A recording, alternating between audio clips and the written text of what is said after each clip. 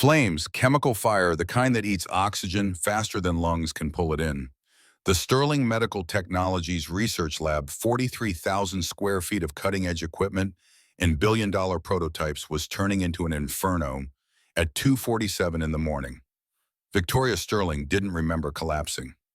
One moment she was running diagnostics on the new cardiac valve prototype, the next her vision-blurred lungs, screaming floor, rushing up to meet her face. Smoke inhalation, classic symptom, progression, confusion, weakness, unconsciousness. Her own research notes, the ones she'd reviewed 100 times, flickered through her dying brain. Ironic, really, building devices to save hearts while her own stopped beating. 45 seconds until the oxygen tanks blew. She didn't know that, couldn't know, but James Morrison did. He was 3 floors up North Wing, pushing an industrial mop across linoleum that gleamed under fluorescent lights. Night janitor. $11.50 an hour. Benefits kicked in after 90 days, which he'd hit last Tuesday. The mop handle was worn smooth from 1,000 hands before his. The bucket's wheels squeaked on the second rotation, and the pine-scented cleaner burned his nostrils the way it had every night for 8 months. Routine. Predictable. Safe. The explosion shattered that. Sound first deep, visceral, the kind that rattled rib cages and stopped hearts mid-beat. Then the building shuddered. Emergency alarms shrieked. Red lights strobed down empty corridors. Jim dropped the mop. Didn't think. Didn't calculate. Just ran. His sneakers pounded tile, then concrete as he hit the stairwell. Down 3 flights, lungs already burning from exertion, but his breathing stayed controlled. 4 counts in, 4 counts out. Old habit? Marine training from another lifetime, when his name meant something, when people looked at him and saw potential instead of just another black man in a uniform pushing cleaning supplies. The lab door was sealed. Emergency protocols. Smart design contained the fire prevent spread, also sentenced anyone inside to death. Jim's fist slammed the override panel. Access denied. He tried his maintenance badge. Red light. Of course, janitors didn't get emergency clearance. 30 seconds now. His eyes scanned the hallway. Fire extinguisher. Heavy commercial grade. He grabbed it, swung hard. The reinforced glass spider-webbed on the 3rd impact, shattered on the 5th. Smoke billowed out thick and black. He couldn't see 3 feet ahead, but he could hear. Faint. So faint. Breathing. Wrong breathing. Agonal respirations. Someone dying. Jim dropped low below the smoke line and crawled. Heat seared his palms. The uniform shirt, cheap polyester, started to melt against his shoulders. Didn't matter. Forward. Always forward. His hand hit fabric. Designer. Expensive. A woman face down, pulse thready at her carotid. Unconscious. He hooked his arms under her shoulders, started dragging. The oxygen tanks were 20 feet to his right. He couldn't see them through the smoke, but he'd mopped this floor 100 times. Knew the layout, knew they were there, knew they were going to blow. 15 seconds. His legs screamed. She was small, maybe 120, but dead weight pulls different, and the smoke was in his lungs now, making his movements sluggish. The doorway. Had to be close. Had to be. 10 seconds. His shin cracked against the door frame. Good. He rolled, pulling her with him, protecting her head with his hand, even as the motion sent glass shards deeper into his shoulder. 5 seconds. The corridor. He could see the stairwell door. 40 feet. Too far. Jim stood, lifted her in his arms. Firemen's carry proper form weight distributed across his back and shoulders, and sprinted. 3 seconds. The stairwell door. He kicked it open. 2 seconds. Down 3 steps around the landing. 1. The explosion punched through the building. Shockwave hit his back, sent them both tumbling down the remaining stairs. Jim twisted mid-fall, took the impact on his spine, his skull anywhere but her. They landed in a heap on the ground floor landing. His left arm bent wrong. Definitely broken. Shoulder on fire from the glass. But she was breathing. Stronger now. Better. Sirens wailed outside. EMTs would be here in 90 seconds. Maybe less. Jim stood. Swayed. Caught himself against the railing. She was stirring. Eyelids fluttering. Confusion first, then panic. Her hand went to her throat, checking. Alive. Confused. Scared. Their eyes met. Hers were blue. Striking. Even in the emergency lighting, even through the soot on her face. Wide was shock and something else. Recognition. No, couldn't be. They'd never met. Footsteps, heavy boots, firefighters. Jim backed away. She reached for him, hand extended, mouth forming words he couldn't hear it over the alarms. He turned, walked away, disappeared into the chaos. By the time Victoria Sterling woke up in Memorial Hospital 3 hours later, cleaned and bandaged and alive, the only evidence he'd existed was a melted name tag found near the blast site and security footage, too smoke obscured to identify anyone clearly. J. Morrison, night shift janitor. No phone number on file. Address listed as a P.O. box. Next of kin blank. She stared at that name for 10 minutes before the painkillers dragged her back under. J. Morrison. The man who saved her life. The man who vanished.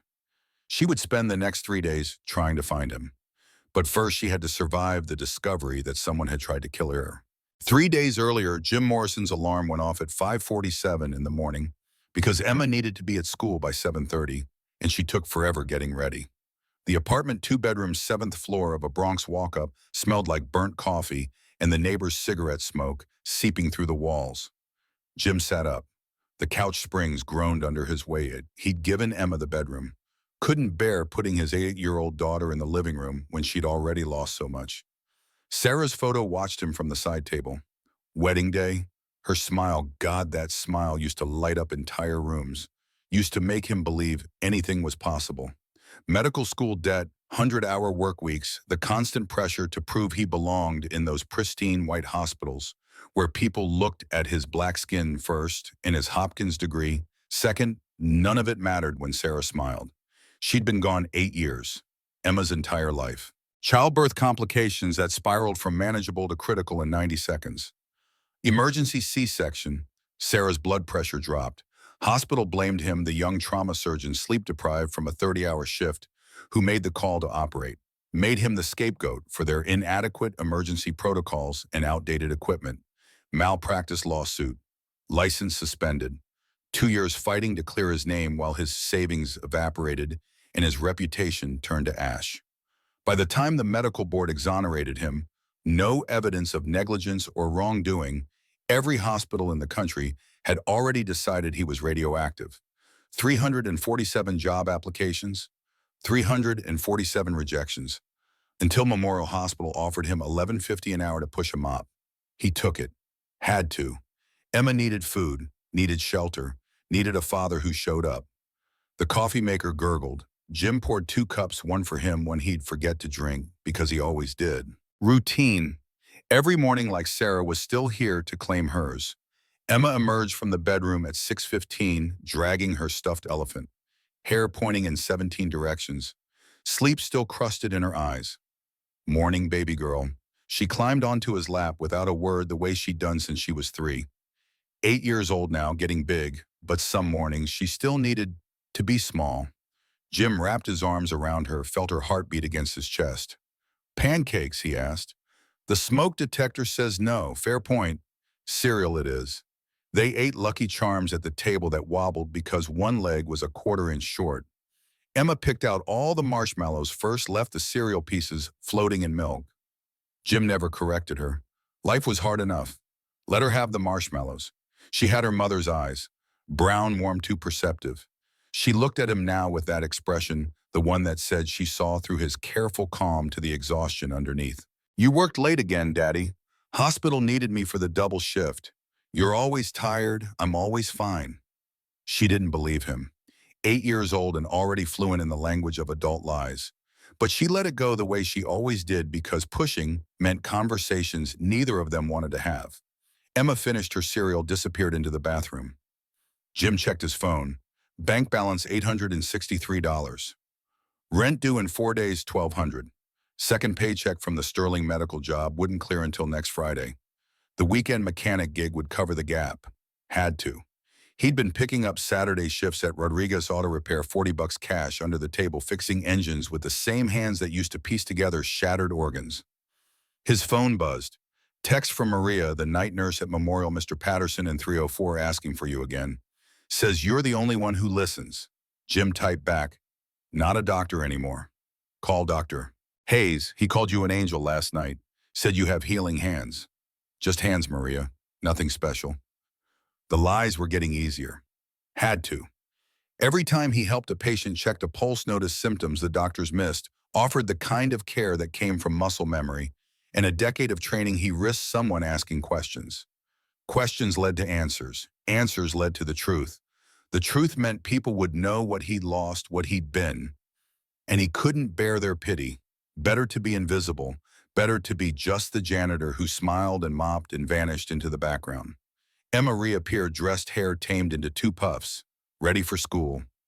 Jim packed her lunch, peanut butter sandwich, apple slices, juice box, and they headed out. The subway was crowded, bodies pressed together, everyone avoiding eye contact, locked in their own struggles. Emma held his hand, small fingers wrapped around his calloused palm. They didn't talk, didn't need to. This was their time, these 17 minutes between home and school, where the world shrunk to just the two of them. PS 47 was a brick building that had seen better decades. Chain link fence, security guard at the door, metal detectors. Emma kissed his cheek, ran toward her classroom without looking back. Resilient, stronger than he'd ever been at 8. Jim watched until she disappeared inside, then turned back toward the subway. First shift at Memorial started at 9. Sterling medical night shift started at 7 p.m. He'd have maybe an hour between jobs to grab food and pretend he wasn't running his body into the ground. The train lurched. Jim closed his eyes, tried not to think about the medical journals hidden under his couch, tried not to think about the surgical textbooks he still read when Emma was asleep, desperate to keep his skills from atrophy, tried not to think about the life he'd lost, tried, failed, every single day. Victoria Sterling stood at the floor-to-ceiling window of her penthouse office, 43rd floor, watching Manhattan wake up. From here, the people were insects, the cars toys, everything small and manageable and under control. Inside her chest, her heart raced for no reason. Anxiety, the doctor called it stress-induced, prescribed pills she didn't take, suggested therapy she didn't attend, recommended reducing her workload, which was laughable because Sterling Medical Technologies was hemorrhaging money, and the board meeting in 3 hours would determine whether she kept her company or lost everything. $800 million in valuation. Sounded impressive until you factored in the debt, the failed product launches, the competitors eating their market share. 3 months ago, they'd been the darling of medical tech. Now they were bleeding. Her phone buzzed. Rebecca, her assistant, bless her patient soul, board members arriving. Richard's here early, says he needs to talk. Of course he did. Richard Blake, CFO, ex-fiancé, current thorn in her spine, had been circling for months, smelling blood. On, preparing his move. Tell him I'm in a meeting. You are in a meeting with yourself. He knows you're alone. Victoria sighed. Then I suppose I can't hide. She'd rather have faced the board unprepared than spent 5 minutes with Richard, but avoidance only worked until it didn't. He entered without knocking. Designer suit, perfect hair, smile that had once seemed charming and now just looked predatory. Victoria, you look tired. I look focused. What do you want, Richard? He settled into her chair like he owned it. Maybe he thought he did. Maybe he thought he owned her. I want to help. The board's concerned. The latest product delays the budget, overruns the incident with the FDA recall. They're questioning your leadership. Let them question. I'm trying to protect you. No, you're trying to position yourself as my replacement. There's a difference. His smile tightened. 3 years since she'd ended their engagement, and he still couldn't hide the bitterness.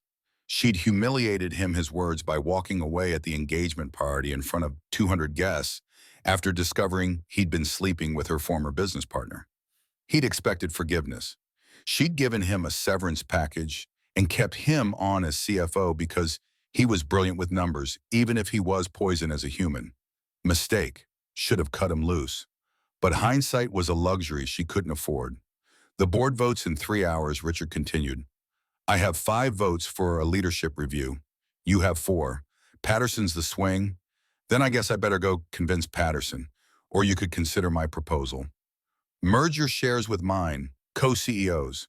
We run Sterling together. I drop the leadership challenge. Win-win. Victoria laughed, bitter, sharp. You want me to hand you control after you betrayed me? How stupid do you think I am? I think you're desperate, and desperate people make bad decisions. Get out of my office, Richard. He stood, smooth as jacket. 3 hours, Victoria. Make them count. The door clicked shut. Victoria's hands trembled. She pressed them flat against the desk. Breathed. 4 counts in, 4 counts out. Techniques she'd learned from a meditation app she'd downloaded and used exactly twice. Her phone buzzed again. Rebecca, also the lab called. They need you to approve the overnight testing protocol for the cardiac valve prototype. Dr. Chen says it's critical. Fine. I'll go tonight after the board meeting. Victoria, you haven't slept in? I'll sleep when I'm dead. Poor choice of words. She'd regret that in 3 days. The board meeting was exactly as brutal as expected. 6 hours of PowerPoint presentations and veiled accusations, and Richard's smug face as Patterson the swing vote sided with him. Leadership review approved. 6-month timeline. If Victoria didn't turn the company around, increase revenue launch, successful products, regain investor confidence, she'd be removed. She left the conference room without a word, took the elevator down to the parking garage, sat in her Mercedes for 20 minutes forehead against the steering wheel, trying to remember why she'd built this company in the first place. Her mother. Always her mother. Margaret Sterling, dead at 47 from a heart condition that might have been treatable if the medical technology had been better. 12-year-old Victoria had made a promise at that funeral she'd save lives like her mother's. Build devices that worked. Make a difference. 22 years later, she'd built an empire, and somehow lost the mission in the process. Her phone buzzed. Chen from the lab. Mrs. Sterling, we're ready when you are.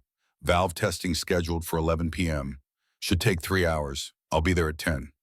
She went home first. The penthouse, 3,200 square feet overlooking Central Park, echoed. Always echoed.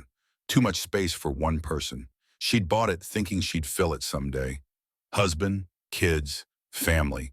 The things her father had always told her came second to success. Turned out he was right. Success had come. Everything else hadn't.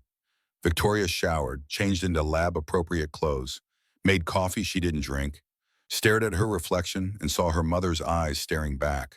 Haunted, tired, alone. She arrived at Sterling Medical at 10:43. The building was mostly empty. Security waved her through. Her heels clicked on marble floors, echoing in the silence.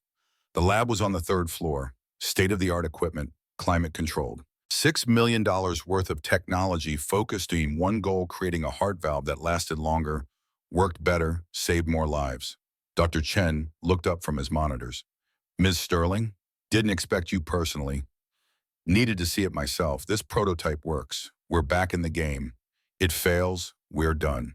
No pressure then. They worked for 3 hours, running tests, analyzing data. The valve performed beautifully, flawlessly.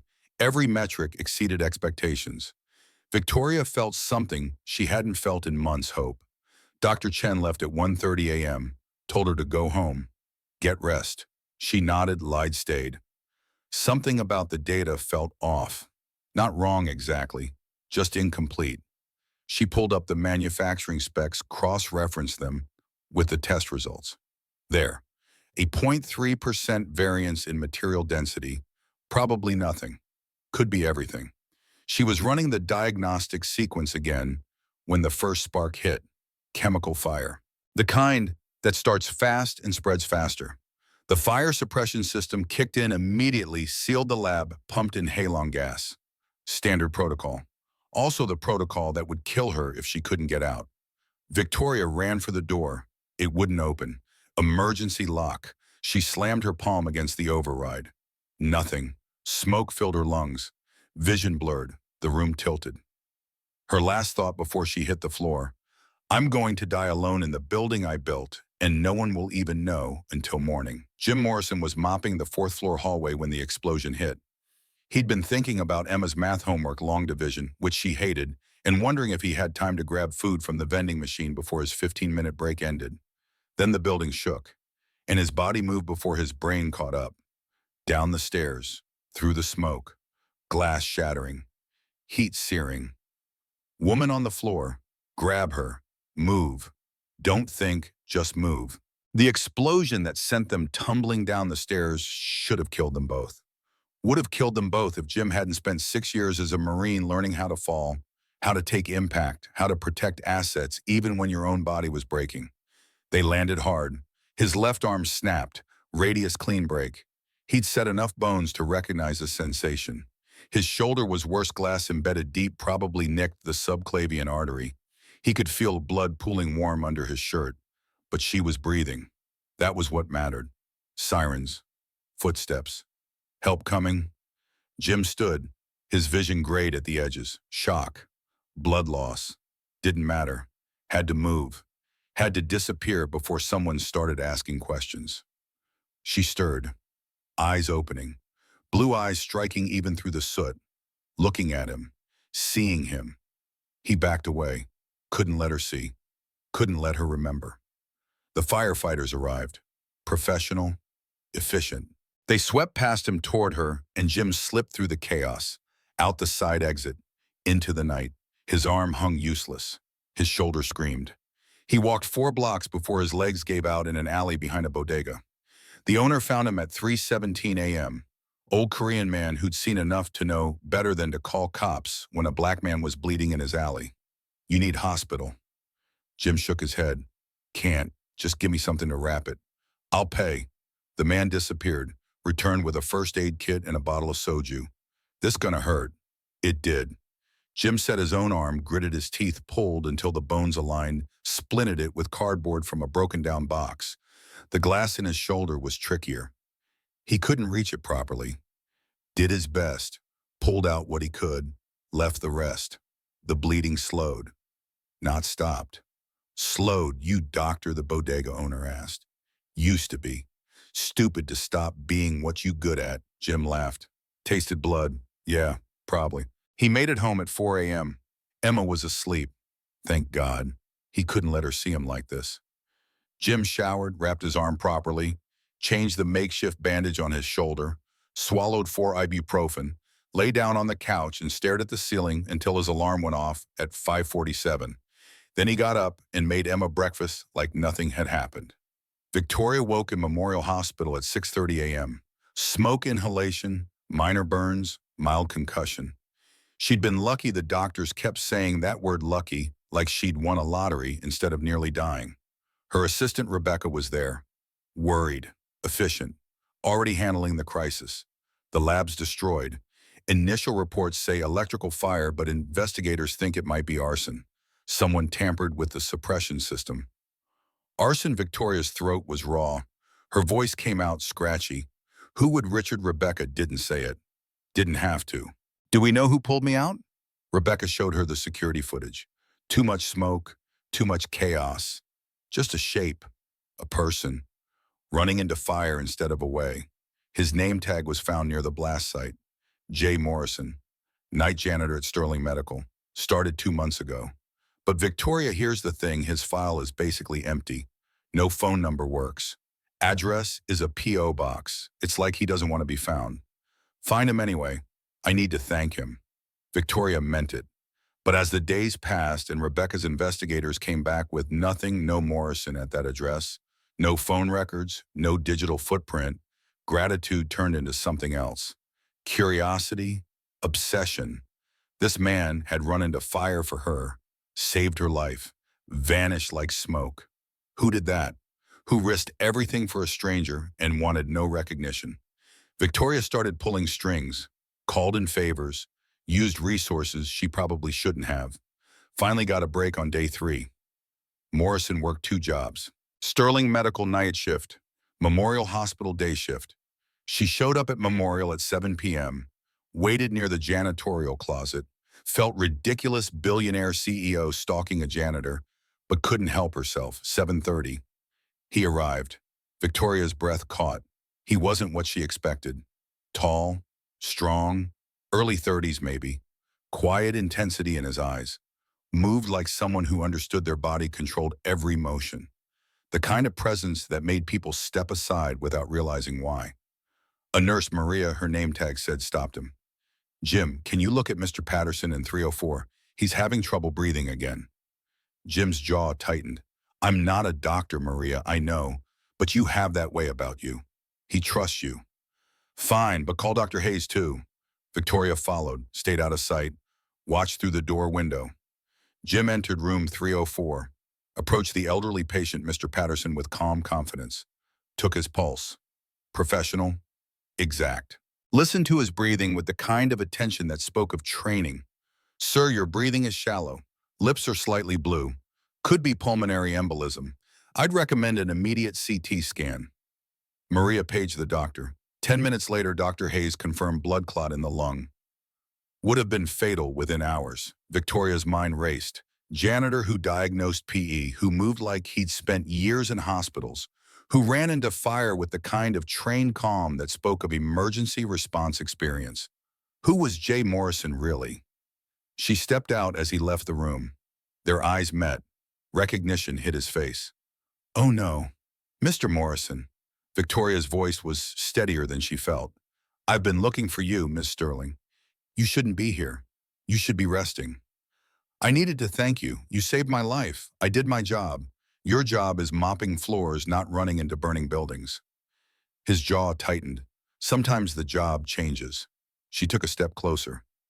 That patient, you diagnosed him like a doctor. Lucky guess. Victoria didn't buy it. Didn't buy any of it. She opened her mouth to push to ask the questions burning through her. Then her vision tilted. The floor rushed up. Strong arms caught her before she hit tile. Someone call 911. Jim's voice. Distant, professional. No, she's dehydrated and in shock. Delayed response to smoke inhalation. He lifted her. Victoria felt his arms strong, steady, and then nothing as her body decided it was done fighting. She woke on an exam table. IV in her arm, monitors beeping. Jim stood 3 feet away, checking her vitals with practiced efficiency. You're a doctor, she whispered. His hand stilled. Used to be. What happened? Life happened. He finished checking her vitals. You'll be fine in a few hours. Fluids are doing their job. Jim, don't. His voice was gentle, firm. Don't ask questions I can't answer. He turned to leave. Victoria's hand shot out, grabbed his wrist. The motion pulled her IV. Neither of them cared. Please don't disappear again. Something crossed his face. Pain, longing, resignation. I have a daughter, 8 years old. She needs me home. Then let me thank you properly. Dinner, you and your daughter, Miss Sterling Victoria. He met her eyes. She saw walls there, defenses built over years, but underneath something else. Exhaustion, loneliness, the same emptiness she saw in her own mirror. One dinner she pressed. That's all I'm asking. Jim was quiet for a long moment. Then my daughter would like that. She's been drawing pictures of the angel daddy saved. Thinks you must be important. I'm not important. I'm just a person you helped. You're more than that. But he didn't explain. Just wrote an address on a piece of paper. Saturday, 6 p.m. We don't have much, but Emma makes a mean grilled cheese. He left before she could respond. Victoria lay back on the exam table, clutching the paper with his address. Saturday, 6 p.m., 3 days away. She could wait 3 days. The Bronx apartment was exactly what Victoria expected, and nothing like it. Small, worn, but clean, loved. Photos everywhere, a woman beautiful in every frame. The same woman in all of them. Wedding photos, pregnancy photos. One final photo, her holding a newborn, eyes tired but radiant. Emma answered the door. 8 years old, 2 puffs in her hair, bright eyes that saw too much. You're the angel. Victoria smiled despite herself. I'm Victoria. You must be Emma. Daddy said you were coming. He's making dinner. It's going to be bad, but we'll pretend it's good because he tries really hard. Jim appeared from the kitchen. Flower on his shirt, apron that said, world's okayest cook. Sorry, she's honest, Victoria laughed. I like honest. Dinner was burnt lasagna and slightly raw garlic bread. It was the best meal Victoria had eaten in months. Emma talked nonstop. About school, about her drawings. About how Daddy was the strongest person in the world, but sometimes cried when he thought she wasn't looking.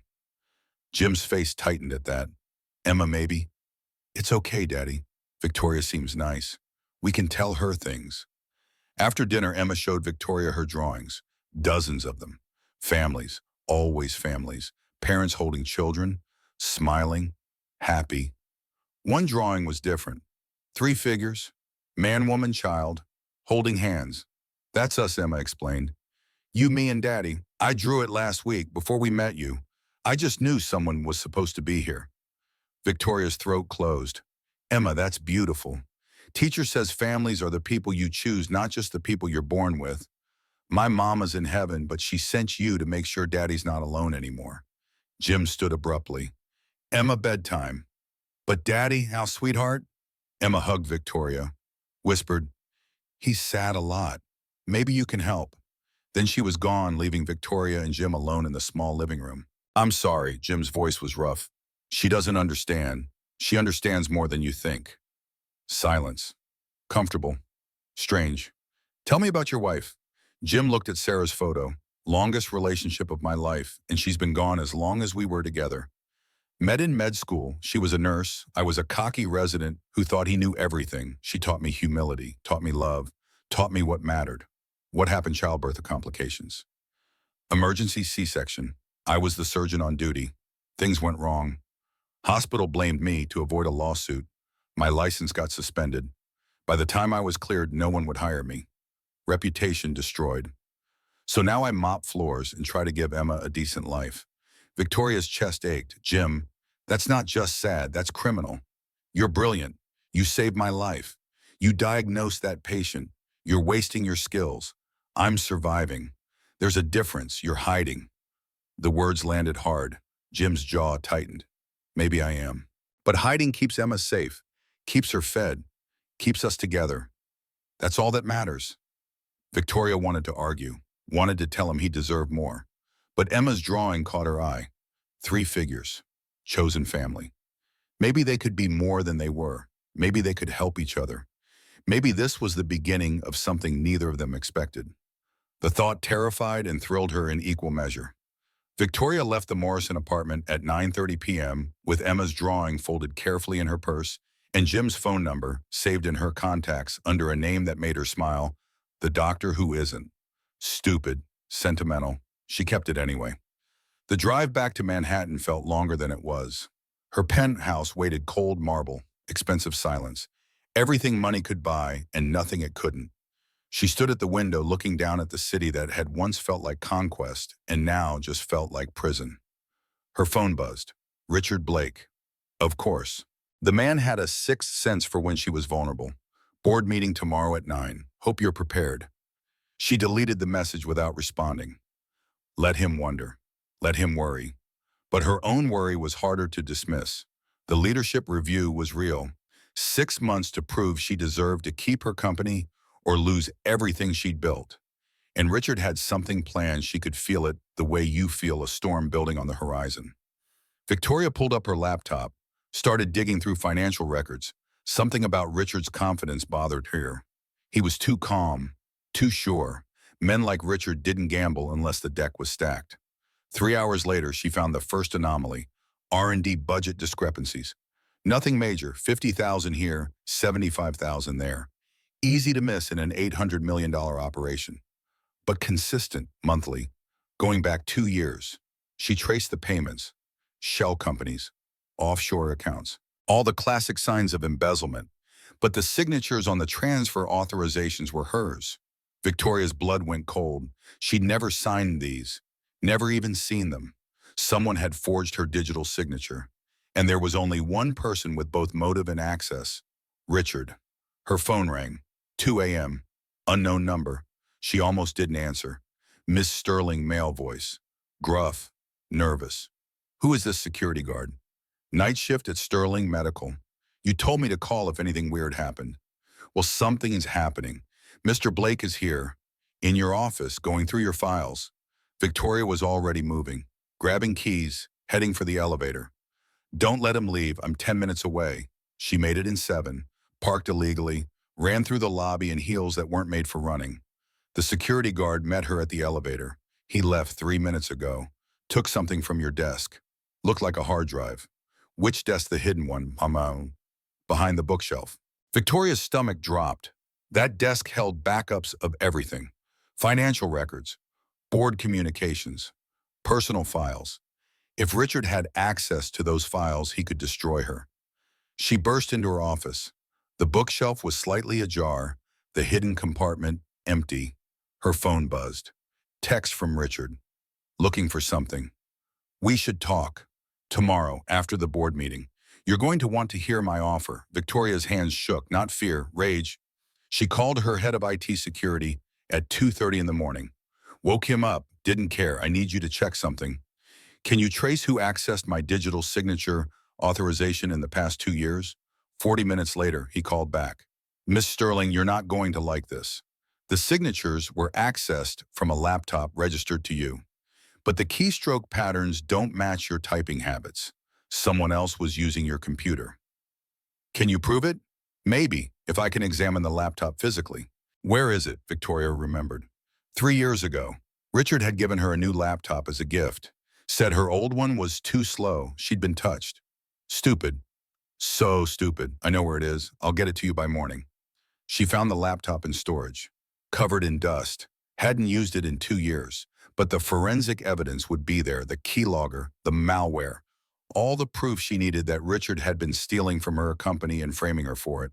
But proof alone wasn't enough. She needed to catch him in the act. Needed witnesses. Needed the board to see exactly who Richard Blake was. Victoria sat in her office as dawn broke over Manhattan, formulated a plan.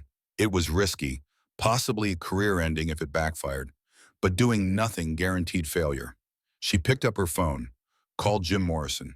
He answered on the third ring, voice thick with sleep. Ms. Sterling, it's 5 a.m. Is everything okay? I need your help. What kind of help, Bev? The kind where you tell me I'm not crazy for thinking I can take down a man who's been stealing from my company for 2 years. Silence. Then, you're not crazy. When do you need me? The board meeting started at 9 a.m. sharp. 12 members seated around mahogany. Richard at one end smug. Victoria at the other calm despite the storm building in her chest. Richard stood, opened his presentation, smiled like a shark sensing blood. Ladies and gentlemen, thank you for your time. As you know, we initiated a leadership review 6 months ago due to concerning patterns in Sterling Medical's performance. Today I'm here to discuss those patterns and propose a path forward. He clicked to the first slide. Revenue charts, all trending down. Under Victoria's leadership, we've seen a 23% decline in revenue, 3 failed product launches. The FDA, recall, that cost us $40 million. And most recently, a fire that destroyed our primary research lab, a fire that investigators now suspect was caused by negligence in safety protocols. That's not true, Victoria's voice was steady. The investigators haven't released their findings yet, but preliminary reports suggest protocol violations. Richard clicked to another slide. Internal emails, safety inspections delayed, cost-cutting measures that compromise equipment. All with your approval, Victoria. I never approved those measures. Your digital signature says otherwise. He was good. Victoria had to give him that. The presentation was polished, convincing. Every slide carefully crafted to paint her as incompetent, at best, criminally negligent at worst. Board member Patterson leaned forward. Victoria, these are serious allegations. What's your response? My response is that I've spent the past week investigating financial irregularities, and what I found is far more serious than declined revenue. She stood, pulled out her own laptop, connected to the projector. Richard's smile faltered, just slightly. Over the past 2 years, $75 million has been siphoned from Sterling Medical's R&D budget. The money was transferred to shell companies owned by one person. All transfers were authorized with my digital signature, a signature I never used. She clicked through the evidence. Bank records, shell company registrations, transfer authorizations. The paper trail led one direction. Richard stood abruptly. This is absurd. You're fabricating evidence to cover your own failures. Sit down, Richard. Something in Victoria's voice made him pause, made the board lean forward. 3 years ago, you gave me a laptop as a gift. I thought it was kindness. It was surveillance. You installed a keylogger that recorded every password, every keystroke, every security credential I used. Then you used those credentials to forge my digital signature and embezzle $75 million. Vacant them. That's a lie. My head of IT security examined the laptop, found the keylogger, traced the installation to your personal computer. The timestamp shows it was installed before you gave me the laptop. You planned this for years. The room erupted, board members talking over each other. Richard's face went from red to white. She's making this up. Richard's voice cracked. She's desperate. She knows she's losing control, so she's attacking me. Then explain the offshore accounts in your name. Explain the shell companies registered to your home address. Explain why you were in my office at 2 a.m. last night, stealing files from my private desk. Security footage appeared on the screen. Richard entering her office, opening the hidden compartment, taking the hard drive. I was just stealing evidence. Victoria's voice was ice. Or were you planning to destroy it? Richard's lawyer would have told him to shut up. But Richard's ego was bigger than his sense. He couldn't stop himself. You have no idea what you've done. Those files prove nothing. I'll bury you in legal fees. I'll drag your name through every court in the country. By the time I'm done, Sterling Medical will be mine, and you'll be arrested. FBI agents entered the conference room. 3 of them. Professional, efficient. They'd been waiting in the hall. Richard Blake, Agent Morrison, no relation to Jim Victoria, had checked, pulled out handcuffs. You're under arrest for embezzlement, fraud, wire fraud, and conspiracy to commit securities fraud. Richard's face went purple. You can't. This is Victoria. You can't do this. I already did. Victoria's voice was quiet. You threatened my company, tried to frame me for your crimes. And you know what the worst part is? I would have given you a second chance. I would have let you walk away. But you tried to destroy me, so now I'm destroying you. The agents led Richard out. His shouting echoed down the hallway. Threats, promises of revenge, empty words from a man who'd gambled everything and lost. The board sat in stunned silence. Patterson cleared his throat. Ms. Sterling, this is unexpected. I apologize for the theatrics, but this company was built on integrity. I won't let anyone corrupt that. Now, regarding the leadership review, I assume the evidence speaks for itself. Patterson looked around the table. Saw nods. The leadership review is canceled. Effective immediately. Ms. Sterling retains full authority as CEO. Victoria sat down, hands steady despite the adrenaline crash building. Thank you. Now, if you'll excuse me, I have a company to save. She walked out of that boardroom feeling lighter than she had in months. Richard was gone. The threat was neutralized. Sterling Medical was hers again. But the victory felt hollow without someone to share it with. Victoria pulled out her phone. Texted Jim, crisis averted. Thank you for the advice last night. His response came 30 seconds later. Proud of you. Emma wants to know if you're coming for dinner again. She made you a new drawing. Victoria smiled. Type back, I'd love to. Then she went back to work. Because saving her company meant nothing if she couldn't save the mission that had started it all. Emma Morrison sat in her 3rd grade classroom, supposed to be doing multiplication tables, but instead drawing another family portrait. This one had 4 people. Daddy, her, Victoria, and a shadowy figure with angel wings labeled Mama Sarah watching from heaven. Her teacher, Miss Chen, leaned over. That's beautiful, Emma. Is this your family gonna be? Emma's voice was certain, the way 8-year-olds are certain about things adults have stopped believing. Victoria just doesn't know it yet. Ms. Chen smiled. Sometimes the people we love need time to figure things out. Daddy's scared. Emma put down her crayon. He thinks if he loves Victoria, he's forgetting Mama. But Mama wouldn't want him to be alone. She told me. Your Mama talks to you sometimes. In dreams. She says it's okay to have more than one Mama. That love doesn't run out. You just make more. Ms. Chen's eyes got shiny. Smart Mama. The best. Emma picked up her crayon again. Added hearts around all 4 figures. I'm drawing Victoria into our family so she knows she belongs. Daddy says if you want something, you have to work for it. So I'm working. At that exact moment 3 miles away, Jim Morrison was setting a broken arm for the 10th time in 8 years and wondering when the universe would stop testing him. The patient was 7, fell off monkey bars. Clean fracture, easily fixable, but the ER was backed up and the kid was crying and Jim couldn't just walk away. The mother looked at him with desperate eyes. Please, he's in so much pain. Can't you do something, ma'am? I'm not a doctor. I can't. The boy screamed, high and sharp, the sound that makes parents' hearts stop. Jim made a decision. He'd made it 100 times before, would make it 100 times more. Because some things mattered more than rules, he set the arm. Perfect reduction, splinted it properly. The boy's crying faded to hiccups. The mother grabbed Jim's hand.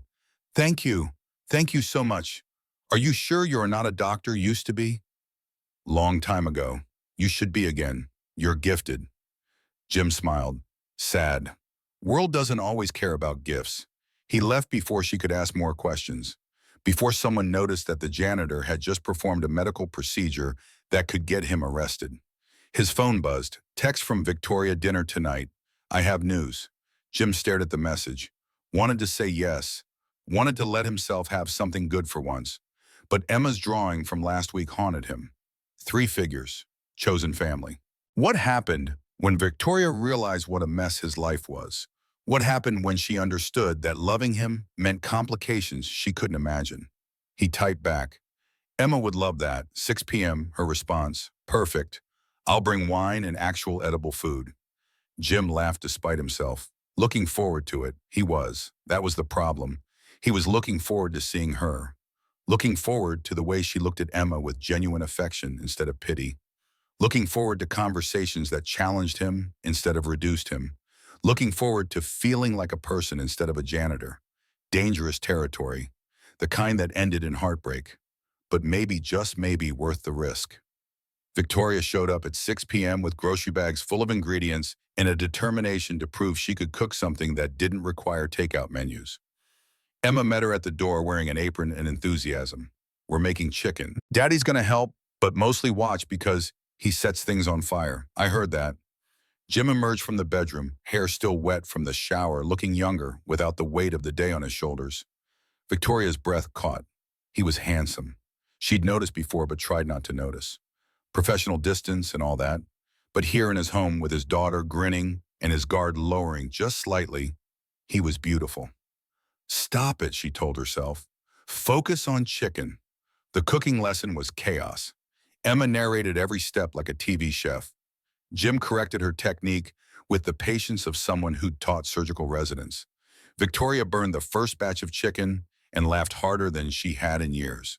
They ate on the couch because the table was covered in Emma's art supplies. The chicken was dry, the vegetables were mushy. It was perfect. After dinner, Emma disappeared into her room to work on homework. Left Jim and Victoria alone with the comfortable silence of people who'd run out of small talk and hadn't yet figured out what came next. Thank you, Victoria's voice was soft, for the advice last night about the board meeting. You didn't need my advice. You knew what to do. I needed someone to tell me I wasn't crazy, that standing up to Richard was worth the risk.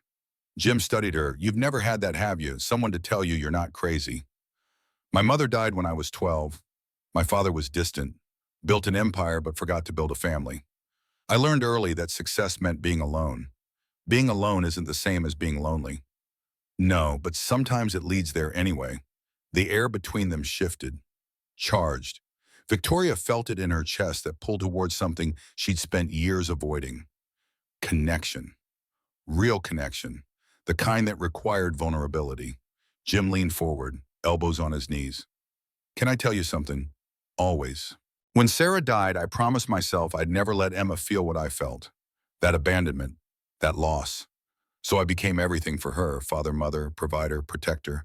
And somewhere in that process, I forgot I was allowed to be just Jim. Just a person who wanted things. What do you want? His eyes met hers, honest, raw. I want to practice medicine again. I want to use my skills to save lives instead of mopping floors and pretending I'm content. I want Emma to be proud of me. And he stopped, jaw tightening. What I want to stop being afraid that letting someone in means I'm betraying Sarah's memory. Victoria's hand found his, squeezed. You're not betraying her. You're honoring her by living. How do you know? Because that's what love is, wanting the people you love to be happy, even after you're gone. Emma's voice cut through the moment. Daddy, Victoria. Come see. They stood, walked to Emma's room. She'd hung her latest drawing on the wall. 4 figures. Jim, Emma, Victoria, and Sarah's angel watching over them all. See, Emma's voice was proud. We're all family, even Mama, because love doesn't go away. It just makes room for more. Jim's eyes filled with tears. He didn't hide them. Victoria's throat closed. She reached for Emma, pulled her into a hug. You're a very wise little girl. I know, Emma hugged back. That's why you should listen to me about Daddy. He needs someone to take care of him because he's bad at taking care of himself. Emma, it's true, Daddy. You work too much and sleep too little, and you're sad when you think I'm not looking. But Victoria makes you smile, real smiles, so I think you should keep her. Victoria laughed through tears. I think that's up to your dad. Jim looked at her. Really looked. Like he was seeing her for the first time. Or maybe seeing himself clearly for the first time in years. I'd like that. His voice was rough. If you'll have us, both of you, always. Emma cheered, jumped up and down. Can Victoria sleep over? We can have pancakes in the morning. Sweetheart, Victoria probably has to work. Actually, Victoria interrupted. Pancakes sound perfect. They didn't sleep together. Not like that. Victoria took the couch despite Jim's protests. Emma brought her extra blankets and a stuffed elephant named Mr. Trunksworth, who was very good at keeping nightmares away. Victoria lay in the dark listening to the sounds of the apartment. Jim putting Emma to bed, the soft murmur of their prayers, Emma thanking God for Daddy and Victoria and Mama Sarah and Mr. Trunksworth. Jim's footsteps in the hallway, the creak of his bedroom door, then silence. Victoria checked her phone. Midnight, she should sleep. Long day tomorrow. Board follow-up, press releases about Richard's arrest, damage control, the usual corporate crisis management. But her mind wouldn't settle. She got up, walked to the kitchen for water, found Jim already there staring out the window at the Bronx skyline. Can't sleep, she asked. Never can after emotional days. You same. They stood side by side, not touching. The space between them felt both vast and negligible. I'm scared, Jim's voice was barely audible. Of this, of us, of what it means, me too. What if I'm not enough? What if you wake up one day and realize you're a billionaire CEO dating a janitor and the optics are terrible in Jim? Victoria turned to face him. I don't care about optics. I care about you, about Emma, about the way you see people for who they are instead of what they can do for you, about the way you save lives even when no one's watching, about the way you love your daughter with everything you have. That's not enough. That's everything. I have nothing to offer you. No wealth, no status. No, you have integrity. You have skill that could change medicine. You have love. And you have a daughter who already decided I'm part of this family. That's more than I've ever had. Jim's hand cupped her face. Gentle, tentative, like he was afraid she'd disappear. She didn't disappear. She leaned into the touch. Their first kiss was soft, careful. Testing boundaries neither of them was sure existed. Then deeper, urgent, years of loneliness melting into something that felt dangerously close to hope. They broke apart, foreheads together, breathing ragged. This is crazy. Jim's voice shook. You're human, just human. Like you, what about Richard? What about the press? What about... We'll figure it out. Together. Together, Jim tested the word. Liked the sound. Okay. Together, they stood in the kitchen until dawn painted the sky purple and gold. Didn't sleep, didn't need to, just existed in the space where two broken people decided to try being whole. 3 days later, Emma Morrison woke up at 2 a.m. with a fever that made her skin burn and her breathing come in shallow gasps. Jim knew immediately something was wrong. Father's instinct. He was on his feet before he was fully awake, rushing to her room. Emma lay in bed, face-flushed, eyes glazed. Daddy, can't breathe. Jim checked her throat. Swollen, severely swollen. Epiglottitis, life-threatening infection. The kind that could close airways in minutes. He dialed 911. Explained. The dispatcher's voice was apologetic. Ambulance is 20 minutes out. Major accident on the bridge. We're backed up. 20 minutes was too long. Emma was deteriorating fast. Jim made a decision. The kind of decision that would cost him everything or save his daughter. No middle ground. He grabbed his medical kit, the one he'd kept hidden for 8 years, the one he swore he'd never use. Laid out instruments on Emma's bedside table. Baby, I need you to stay very calm. Daddy's going to help you breathe, okay? Emma nodded, trusting, even through the fear. Jim's hands didn't shake, couldn't shake. This was his daughter, his everything. Steady, professional. He made the incision. Inserted the breathing tube. Emergency tracheotomy performed on his kitchen table at 2:17 a.m. Emma gasped. Air flooded her lungs. The blue tinge left her lips. Jim held her, rocked her, whispered promises he wasn't sure he could keep. His phone buzzed. Text from Victoria, can't sleep. Thinking about you. He called her. Voice breaking. I need help. She was there in 12 minutes. Must have broken every traffic law in New York. Burst through his door in pajamas and a coat hair, wild eyes wide. What happened? Epiglottitis. I stabilized her, but she needs a hospital. Ambulance is still. My car, now. They loaded Emma carefully. Jim held her in the back seat. Victoria drove like she was racing death itself. Memorial Hospital emergency room. Doctors swarmed. Professional, efficient. They stabilized Emma further, moved her to ICU, told Jim she'd be fine. He collapsed in the waiting room, all the adrenaline draining, leaving nothing but exhaustion and terror. Victoria sat beside him, took his hand. You saved her life. I broke the law. Performed emergency surgery without a license. If anyone finds out, no one's finding out. And Jim, you did what any parent would do. You saved your child. I could go to prison. Emma could end up in foster care. I could lose everything. Stop, Victoria's voice was fierce. You're not losing anything. I won't let you. Jim looked at her, saw something he hadn't seen before. Not just affection, not just attraction, something deeper, something that looked dangerously close to love. Why are you doing this? Why do you care so much about a janitor and his daughter? Because you're not just a janitor. You're the man who runs into fire, the man who saves lives, the man who loves his daughter more than anything. And somewhere along the way, I fell in love with that man. The words hung in the air. Impossible, beautiful, terrifying. Jim's response was interrupted by a doctor, Dr. Hayes. The same one from 3 days ago. Mr. Morrison, Emma's stable. She's asking for you, oh. And Dr. Hayes hesitated. I need to ask you something. The tracheotomy. Who performed it? I did. Jim's voice was steady. She couldn't breathe. The ambulance was delayed. I had no choice. You understand that's illegal practice of medicine. I understand. I saved my daughter's life. Dr. Hayes studied him.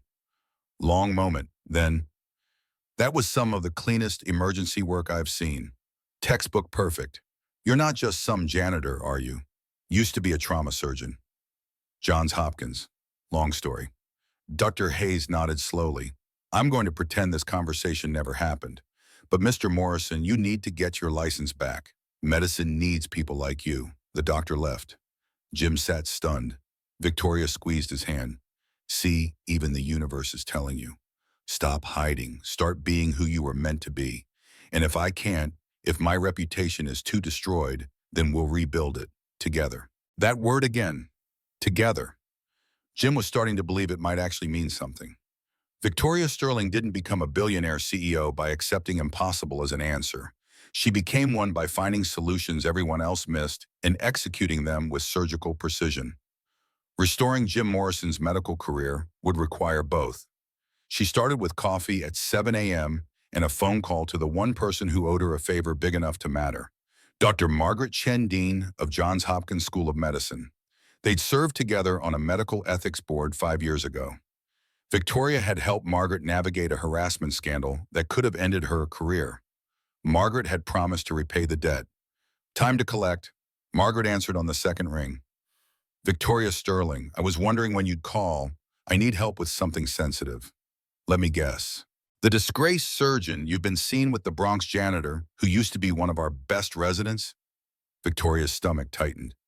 You know about Jim. Everyone in academic medicine knows about James Morrison. Brilliant surgeon, devastating case. Hospital threw him under the bus to avoid liability. We all knew he was innocent, but no one would touch him after the lawsuit. Medical politics at its ugliest. Can you fix it? Silence. Long enough that Victoria thought the call had dropped. Then maybe. But it'll cost political capital I don't have to spare. The medical board that suspended his license, they don't reverse decisions easily. It sets precedent. makes them look incompetent. What if I gave them a reason Victoria's mind was already racing? What if Sterling Medical Technologies offered to fund a review of malpractice cases where hospital negligence was blamed on individual physicians' independent investigation? Full transparency, starting with Jim's case. That's bold and expensive. I'll fund it personally. 20 million, enough to review 100 cases, find the truth, restore careers that were wrongfully destroyed. Margaret whistled. You're serious about this man. I'm serious about justice. The man is secondary. Liar. But Margaret's voice was warm. Okay, I'll make calls. Get the board to agree to an expedited review. But Victoria, this could take months, maybe a year. And there's no guarantee they'll reinstate him. Then I'll make it worth their while to move faster. How Victoria smiled. Cold. Calculating. The expression that made competitors nervous. Sterling Medical is developing the next generation of surgical robotics. $3 billion in potential contracts with teaching hospitals across the country. I'll make licensing contingent on their cooperation with the Malpractice Review Initiative. That's leverage. That's business. Do we have a deal? Margaret laughed. You're terrifying. I'll make the calls. But Jim needs to agree to this. His case will be very public. Every detail of Sarah's death will be examined again. That's traumatic. He'll agree. He wants his life back. Does he, or does he want to keep hiding? The question hit harder than Victoria expected.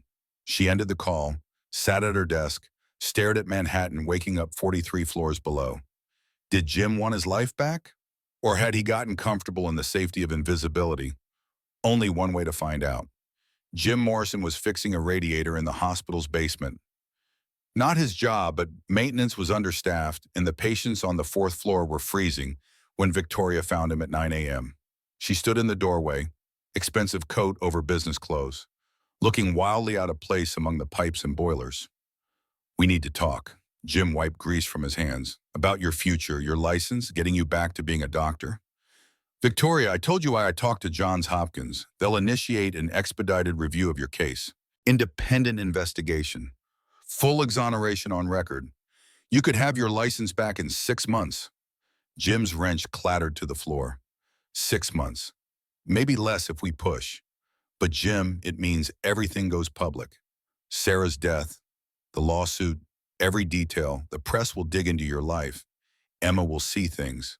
Are you ready for that? Jim leaned against the wall, closed his eyes.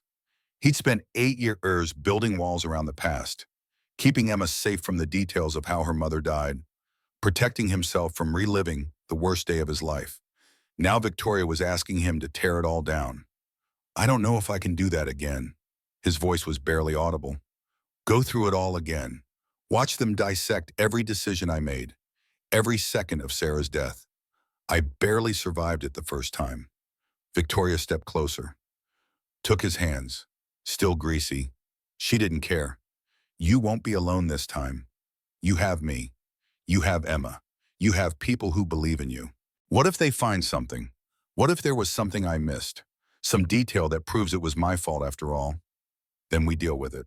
But Jim, I've read the case files, all of them. You did everything right.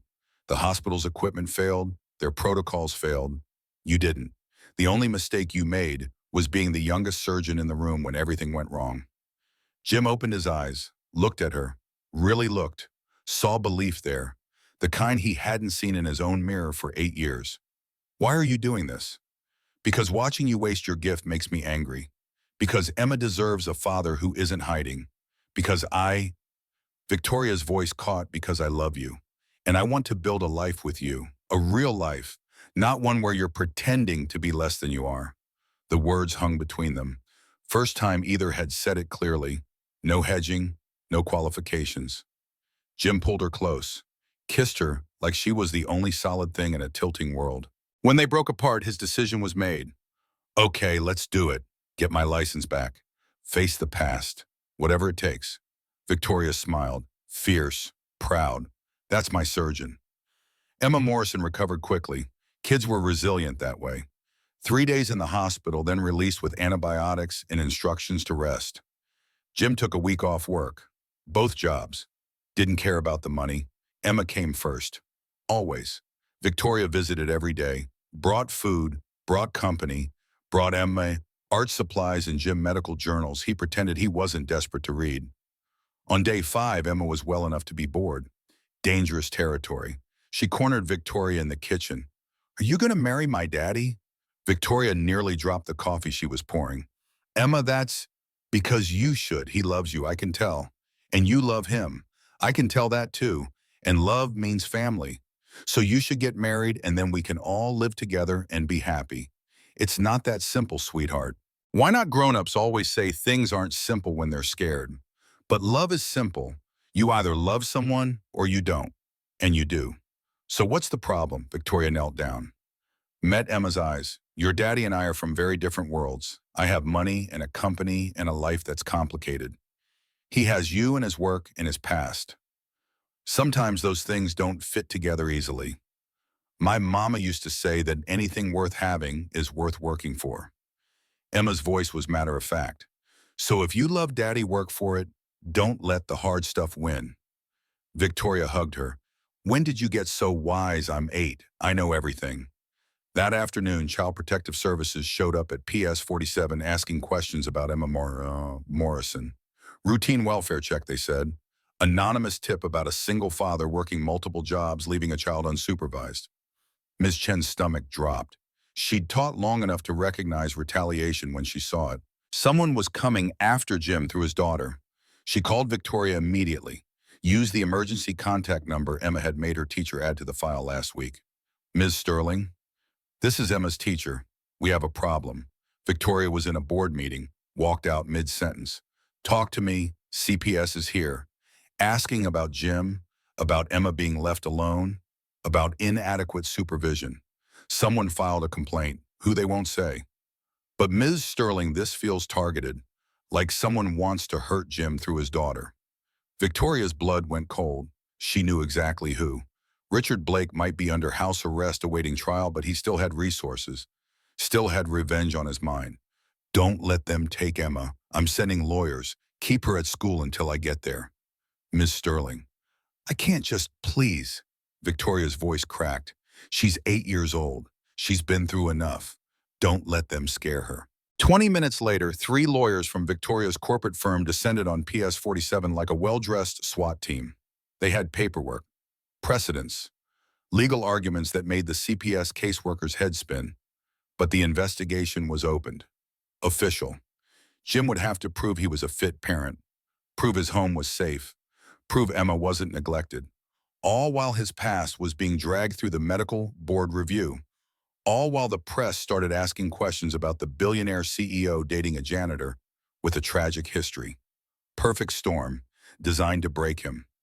Victoria picked up Emma from school personally, found her in Ms. Chen's classroom drawing another picture. This one showed a monster labeled bad people being defeated by 3 superheroes, Daddy, Victoria, and Emma.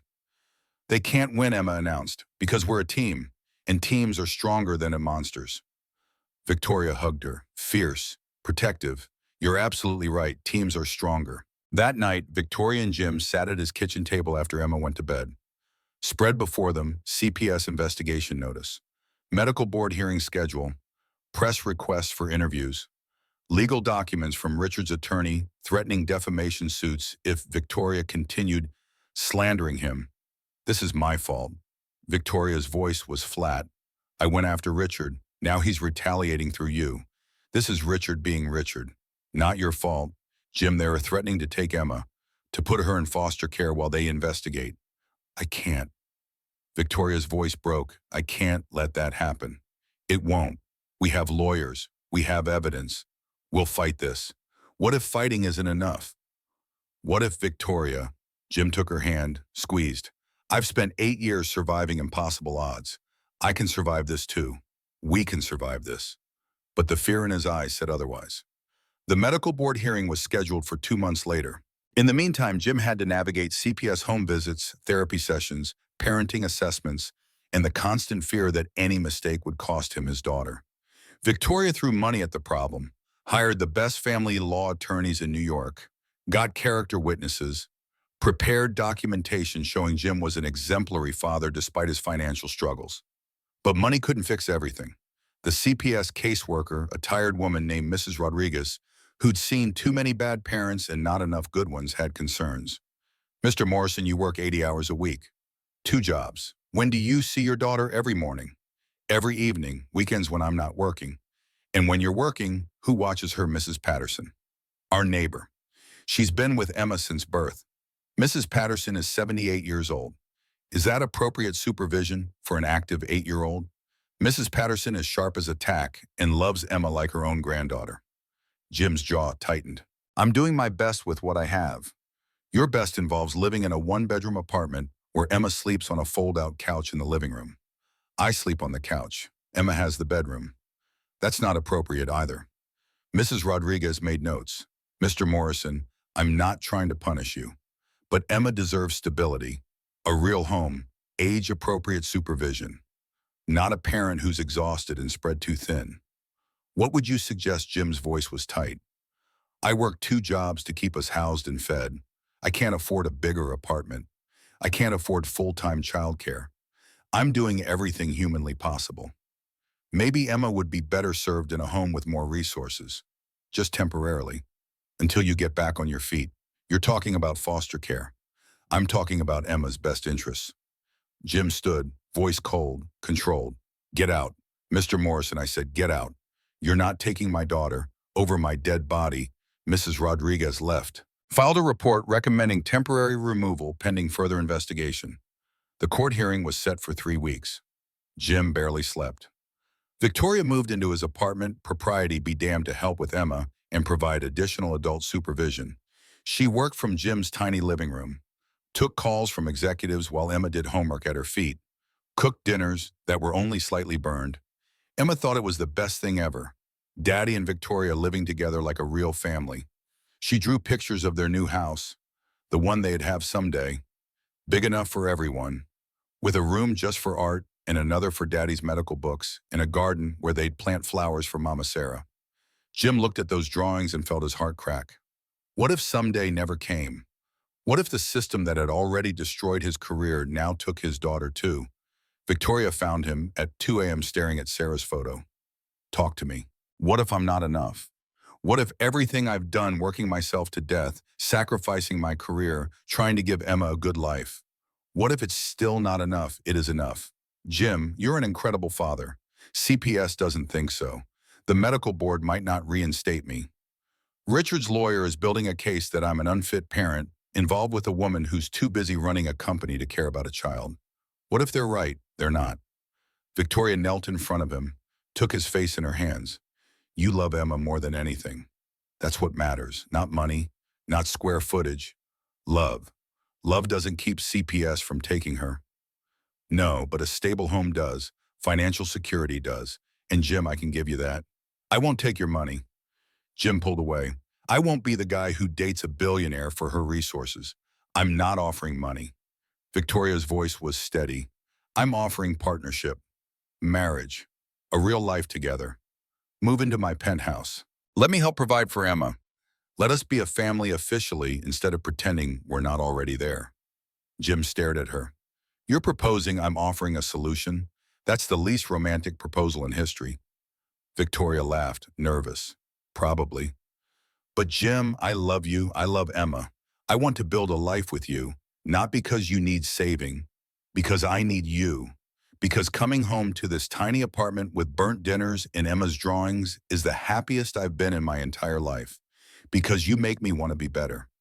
And I hope I do the same for you. Jim's throat closed. You do. God, Victoria, you do. But marriage to solve a CPS investigation. That's smart logical. Exactly what we both want anyway, but are too scared to admit. What about the press? You're bored. They'll say I'm using you. Let them. I don't care, do you? Jim looked at her.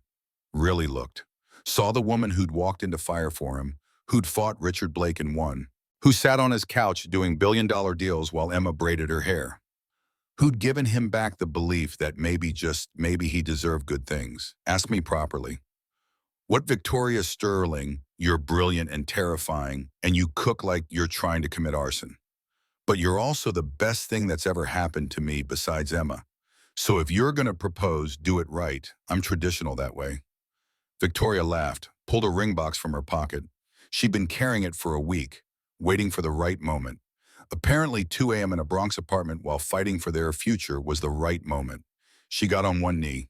James Morrison, will you marry me? Will you let me love you and Emma? Will you build a life with me that's messy and complicated and absolutely worth it? Jim pulled her up, kissed her. Yes. To all of it. Yes. The courthouse hearing, 3 weeks later, should have been terrifying. Instead, it was almost anticlimactic. Victoria and Jim arrived together, dressed professionally, united. Behind them, character witnesses, Mrs. Patterson, Emma's teacher, Dr. Hayes from Memorial Hospital, 3 of Jim's former colleagues from Johns Hopkins who'd flown in to testify to his skill and character. And Emma, 8 years old, requested to speak. The judge allowed it. She stood at the podium, tiny, fierce, looked the judge directly in the eye. My name is Emma Morrison. I'm 8. My daddy is the best person in the whole world. He works really hard to take care of me. Sometimes he's tired. Sometimes we eat cereal for dinner. But he always makes sure I'm safe and loved and happy. And now Victoria loves us too. She's going to be my new mama. Not replacing my first mama, you can't replace mamas, but adding to our family. Because love multiplies, it doesn't divide. The courtroom was silent. Emma continued. Mrs. Rodriguez said Daddy doesn't have enough money or a big enough house. But you know what? Love is more important than money. And we have so much love. So please don't take me away from my daddy. Because he's the best daddy ever. And I'm the luckiest girl ever. And if you take me away, you'll make both of us sad. And there's already too much sad in the world. She sat down. Jim's eyes were wet. Victoria gripped his hand. The judge reviewed the documents, the character testimonies, the evidence of Jim's parenting, the engagement announcement Victoria had made it official, that morning press release and all. Mr. Morrison, the judge's voice was neutral.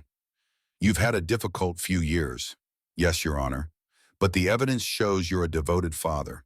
Emma is healthy, well-adjusted, thriving academically. The concerns raised by CPS, while understandable given your financial constraints, do not rise to the level of neglect or abuse. The case is dismissed. However, Jim's heart stopped. However, I strongly encourage you to accept help when it's offered. Your fiancé has resources. Use them. Pride is admirable, but not when it compromises your daughter's well-being. Jim nodded, couldn't speak. Case dismissed. The gavel fell. Emma cheered, launched herself at Jim. He caught her, held her, felt 8 years of fear finally release. Victoria wrapped her arms around both of them. Family, real family, official.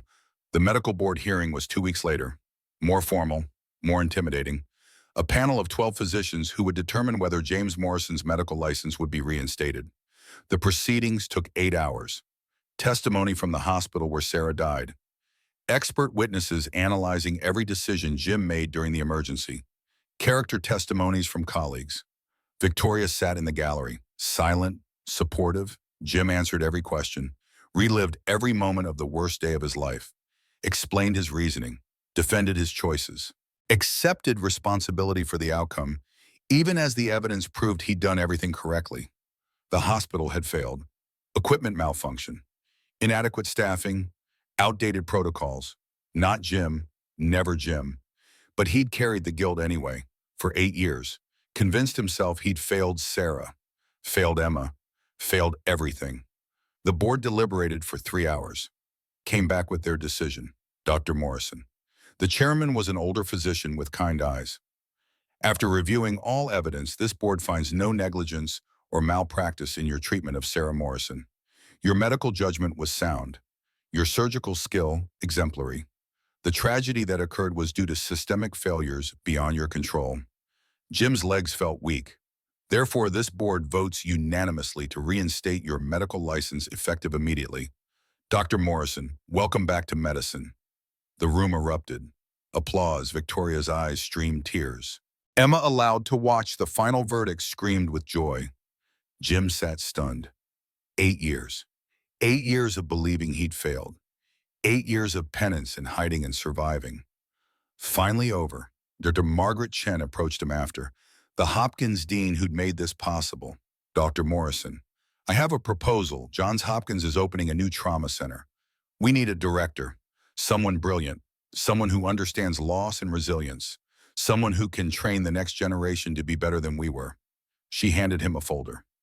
Job offer. Salary that made his head spin. Benefits, housing stipend, research budget. I can't. Jim's voice broke. I don't deserve.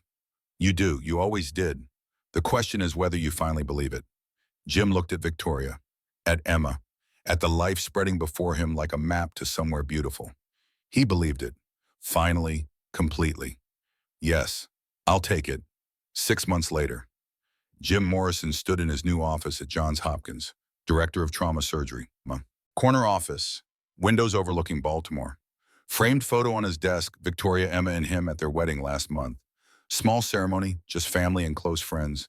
Emma as flower girl in a dress she'd picked herself. Mrs. Patterson crying in the front row. Victoria in a simple white dress that made Jim forget how to breathe. Perfect day, perfect life. His phone buzzed. Victoria, Emma wants to know if you're coming to her art show tonight. She has a new piece she's nervous about. Jim smiled, tight back. Wouldn't miss it for anything. What's the piece, Victoria? She won't tell me. Says it's a surprise, but she's been working on it for weeks. That evening, Jim left Hopkins at 5 p.m. sharp. No more 16-hour days. No more working himself to death. He'd learned balance. Finally. Victoria picked him up. They drove to PS 47 together. The art show was in the gymnasium. Student work covering every wall. Parents milling around with wine and cheese. Emma bouncing with excitement. There, she pointed to her piece. Center wall, impossible to miss. It was huge. Canvas bigger than Emma herself. Oil paints. 4 figures. Jim in scrubs. Victoria in a lab coat.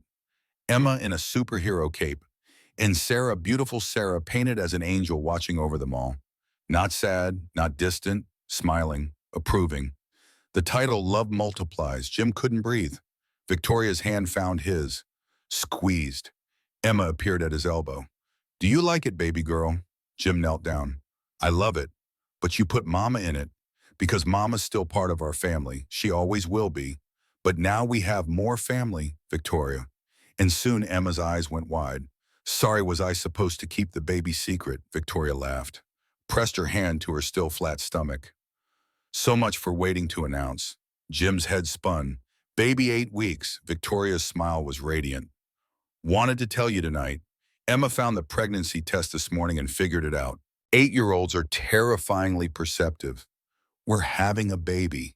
Jim's voice was wonder. You're going to be a dad again. And I'm going to be a terrible mom who burns everything and has no idea what I'm doing. But we'll figure it out. Together, that word. Together. It meant everything now. Jim kissed her, long, sweet, not caring who saw. When they broke apart, Emma was grinning. See, love multiplies. I told you. And now we'll have a little baby to love too. I'm going to be the best big sister ever. You're going to be amazing. Jim hugged her. His daughter. His first miracle. Victoria wrapped her arms around both of them. The art show continued around them. People stared. Let them stare. This was family. Real family. Built from loss and hope and the stubborn belief that love was always worth fighting for. 2 years later, James Morrison gave the keynote speech at the Johns Hopkins graduation ceremony. 200 medical students about to start their careers. About to face the same pressures and expectations and impossible choices he'd faced. He stood at the podium, looked out at young faces full of hope and terror. When I was your age, I thought success meant being the best, the smartest, the most skilled. I pushed myself to exhaustion, sacrificed everything for medicine. And when everything went wrong, when I lost my wife, my license, my career, I thought my life was over. He paused, found Victoria in the audience. Amma beside her. Baby Lucas asleep in Victoria's arms. I was wrong. My life wasn't over. It was beginning. Because failure taught me what success never could. It taught me humility, compassion, the difference between being a good doctor and being a good person. And eventually, when I stopped hiding from my past and faced it honestly with the help of people who loved me, I got a second chance. Jim's voice steadied, stronger. You're all going to fail. Maybe not catastrophically, maybe not publicly, but you'll make mistakes. You'll face impossible choices. You'll lose patience despite your best efforts. And when that happens, you have two options. You can let failure define you, or you can let it refine you, make you better, more empathetic, more human. He smiled, looked directly at the graduates. Choose human, choose humility, choose love alongside skill. Because medicine isn't just about saving lives, it's about honoring them. All of them, including your own. The applause started slow, then built. Standing ovation. The graduates, young hopeful, scared, stood and cheered for the doctor who'd fallen and risen and showed them that redemption was always possible. After the ceremony, Jim found his family in the crowd.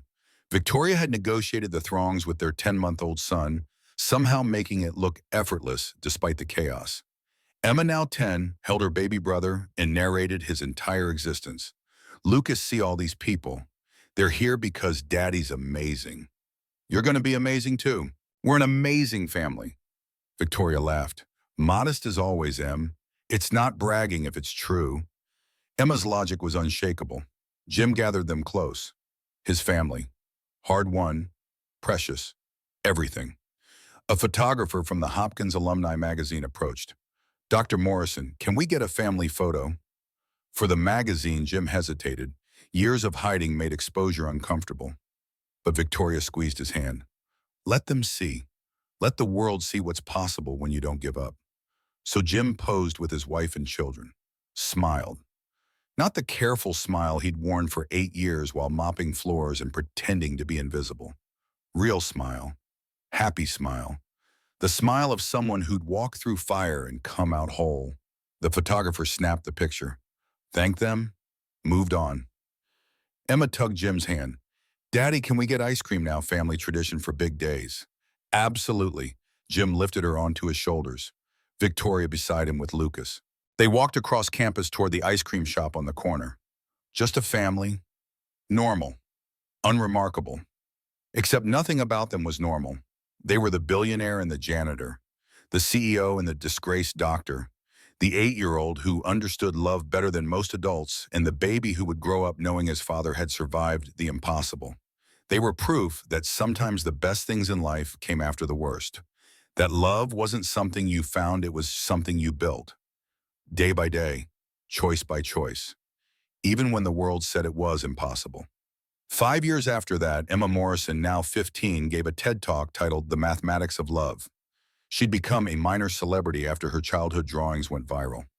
The Love Multiplies painting had been featured in a documentary about resilience and family. News outlets loved the story: tragic loss, redemption, unlikely romance, happy ending. Emma stood on the TED stage, confident, brilliant, so much like her mother and father both. When I was 8 years old, I told my teacher that love multiplies. It doesn't divide. Back then, I was just a kid who wanted her dad to be happy. I didn't understand I was describing an actual mathematical principle. She clicked to her first slide. Equations, graphs, data visualization. Love operates on exponential growth, not linear addition. When my dad loved my mom, that created me. When my dad fell in love with Victoria, that created my brother Lucas. When I love both my moms, my biological mom, who I never met but who lives in every story Daddy tells, and my stepmom, who taught me that families are built, not born, that love doesn't split 50-50. It doubles, multiplies, creates more capacity for love, not less. The audience was rapt. Emma clicked through more slides. Research, studies on family structures, neural imaging showing how love activated brain regions associated with growth and expansion.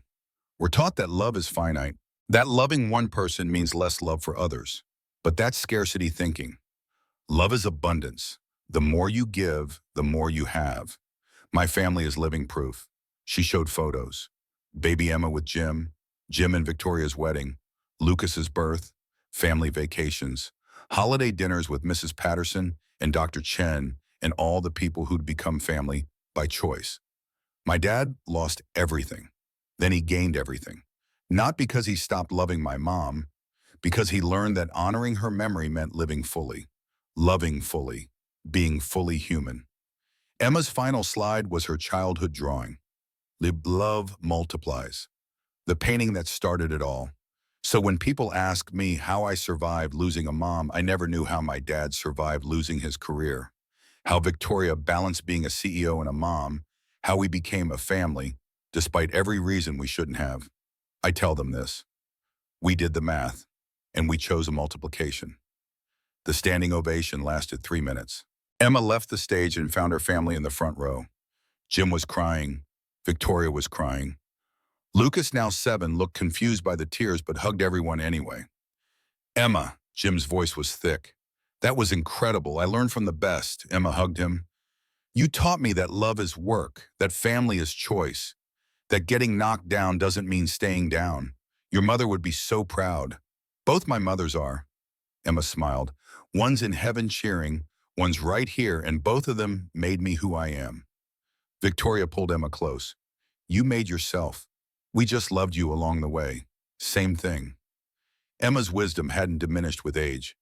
You loved me into becoming this person. That's what parents do.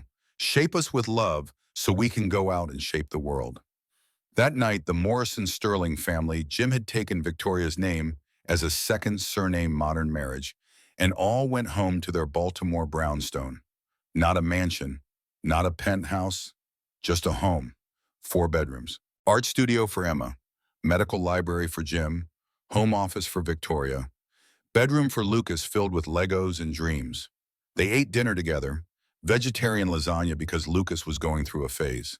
Talked about Emma's TED Talk, Lucas's upcoming science fair, Jim's new research on trauma recovery, Victoria's latest board meeting where she'd convinced Sterling Medical to fund free clinics in underserved neighborhoods.